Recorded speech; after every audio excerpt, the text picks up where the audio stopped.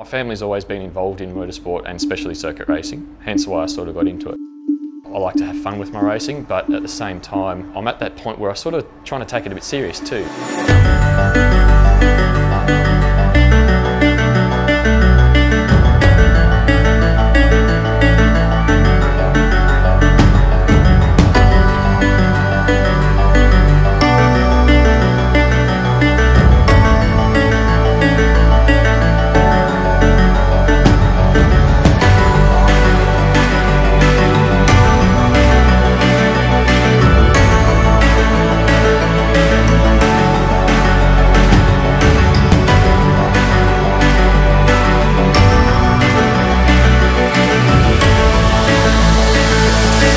My name is Partridge. We're here at the Australian Grand Prix.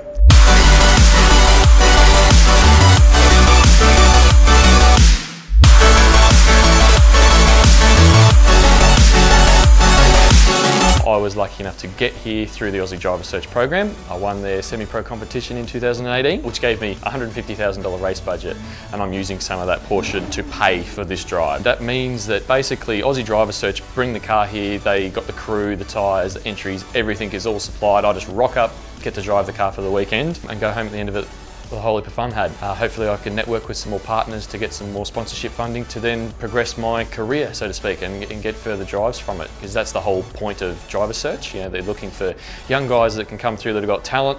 Not that I'm that young, but yeah, guys that come through with the talent but don't necessarily have the money, and that's what the program's for. And Lee's a great example of it for people who wouldn't be racing on this scale or at this level or racing at all if it wasn't for us.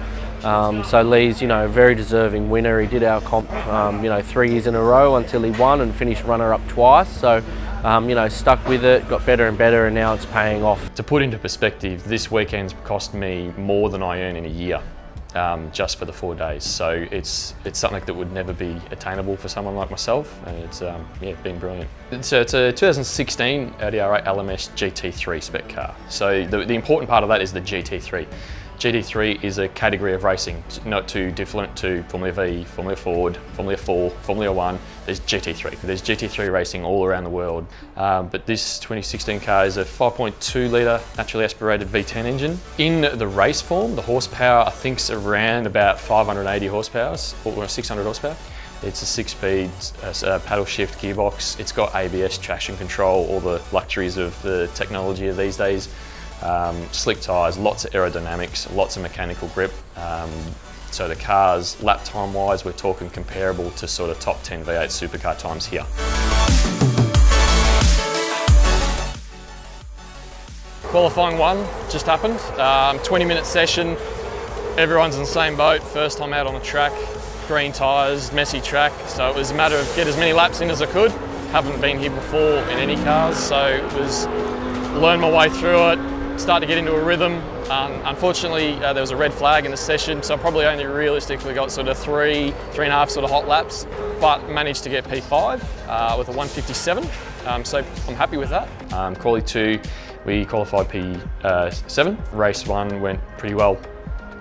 We did have a little bit of contact with another car, which put me off the track on the opening lap, and unfortunately went back to last position. We managed to fight my way through and finish P9, so it was about 20th, so worked its way through 12 cars or so, and that was a really good, fun drive. I was a little bit angry because I got turned around, but it was really good fun to pass people and get used to the car more, and each time I get in the car, I'm getting more confident with the car.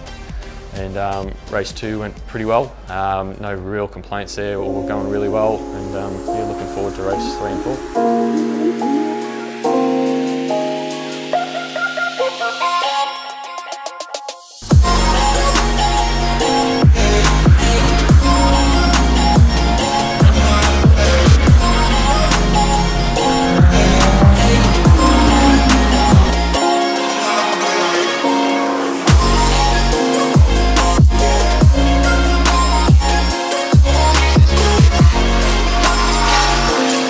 Yeah, race 3 was this morning at 9:55, I think it was, and another 25-minute race. Got a really bad start. I just missed the lights, my own fault, and I think I lost 2 positions off the start into turn 1, and instantly got on the offensive though and started passing cars. Got through about 4 or 5 cars, got up to Fraser Ross in the McLaren, and Tony Bates as well in one of the Audis, and battled with them for a couple of laps, got past them. Unfortunately, they got past me again, and so I had to pass them back. So it was quite a bit of dicing going on, especially between Fraser Ross and myself. It was really good, and it was really good pace shown from me as well. I was quite happy with the car, and all going well. Caught up to Tony Quinn in the Aston Martin, unfortunately made contact with him in turn 3 and turned him around, and I had to prop and stop, get reverse, get out of there and go again.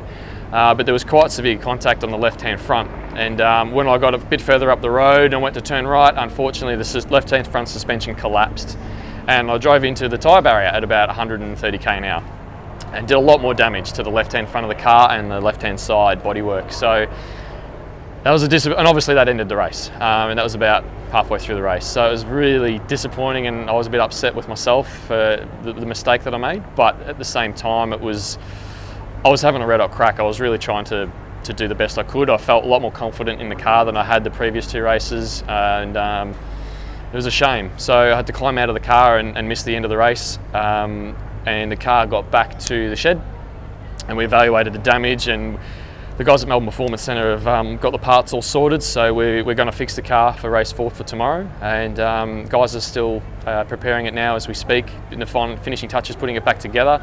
There won't be any problems with the car. It'll be in tip-top shape. These cars are made to be crashed and repaired pretty easily. Looking forward to putting that aside and getting on with tomorrow's race. Yeah, it was an unfortunate way to end the day, but at the same time, we looked back at the data and with Trent, and we went through it, and we've seen some really good signs that I'm improving. So, you know, what the weaknesses they found in me with the data and the vision, we've worked together, and I've put those into practice in the few laps that I did get in that race, and it shows on the data that I'm getting there, so I'm getting quicker, and so we're happy with that.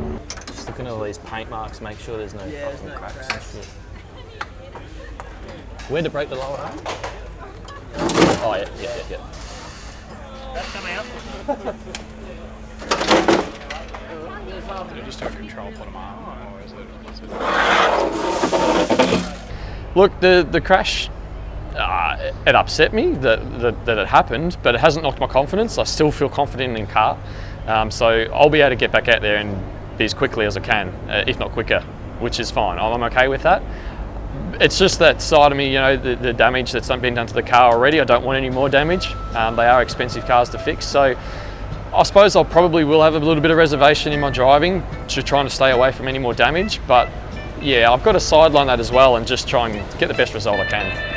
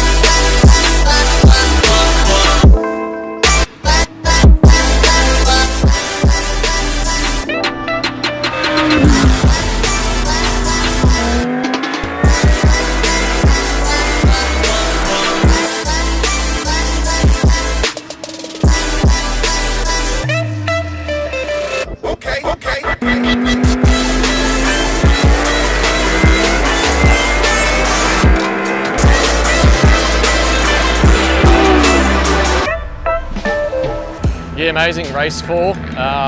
So it was last race of the day and on Sunday, so lots of people everywhere, and so started, I think it was about P18. We finished P7, so I had a really good race, coming through the field, making heaps of passes, and we managed the second fastest lap of the race, which I'm really proud of and really happy about. That shows that I've got the good pace, and having all those passing manoeuvres just shows that I can do it, and I can play with these guys. So I'm really proud of that and really stoked.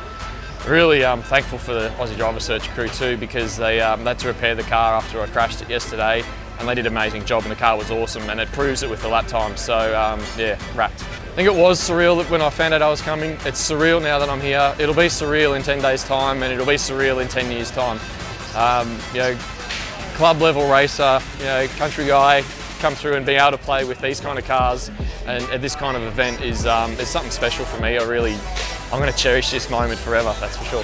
Through my whole life, as everyone has, you know, they've got their family supporting you, but you know, when you're coming up through motorsport, it's an expensive hobby, and it takes a lot of support, not just money, to get through. You know, I had my fathers and my brothers helping me along my way, my whole way through my career, whether it be working on the car, pit crewing at race events, just supporting, you know, helping out. My older brother here is today, looking after me and making sure I'm everywhere on time. And it's been really good to have them here at this event where they haven't had to work and they sort of get to bask in the glory a little bit with me. It's been really amazing. To have Alana and Montana here today has been really special for me too. You know, I spent a lot of time away from Montana and Alana, and it's really good to see them here, and you know, they love it, and they're just as thrilled to be here as I am, and we sort of share that passion. And you know, that grassroots motorsport feeling that I have always had and I've always come through is still here, even though I'm racing a $500,000 car at, you know, arguably the largest sporting event in the country. So it's pretty cool.